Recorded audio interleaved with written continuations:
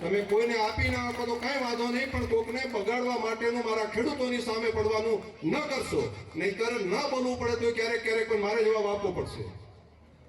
અને આ મર્યાદાઓ હોય છે, એના કારણે કરીને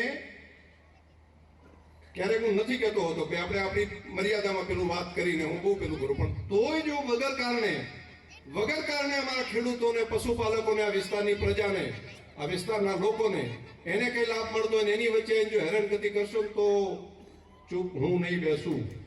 તમે જે બોલતા બાકીના જેને આવડતું એના કરતાં અનેક ગણું બાકી બધું આવડે છે. અને મહેરબાની કરીને પ્રજાના વિકાસ માટે લડવાનું ના કરો. સારું ન થાય તો કઈ વાંધો નહીં, સવારથી સાંજ સુધી શેના માટે દોડે? તો અહીંયા કાર્યકર્તાઓ, આગેવાનો બધા પૂરની અંદર આવ્યા ત્યારે અમારા વિસ્તારના પ્રજાજનો બાકી બધા શેના માટે મદદ કરતા હતા? કોઈ ફસાયેલો માણસ હોય તેને કાઢવા માટે મૂકતા હતા. કોઈના ખેતરની અંદર પાણી હોય તો એની અંદરથી એને બચાવવાનું કામ કરતા હતા.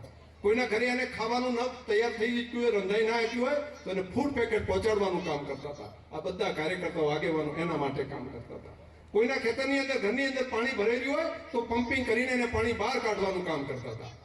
અને કેટલીક ટોળકી શું કરતી હતી? બાકી ક્યાં રહી ગયું? ખામી ક્યાં રહી ગઈ?